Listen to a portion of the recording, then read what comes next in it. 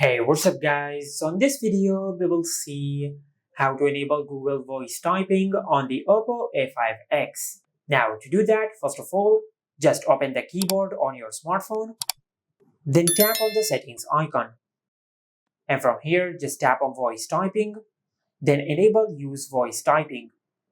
And by doing that, you will enable the voice typing feature on the keyboard of your smartphone.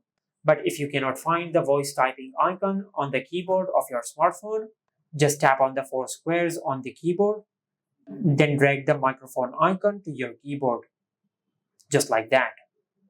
Then go back, and by doing that, you will enable voice typing. Now, to use the voice typing feature, just tap on the microphone icon, and it will type what you say to your smartphone. And this is how you can enable Google Voice Typing on the Oppo A5x. Make sure to like, comment, and subscribe. Thank you for watching.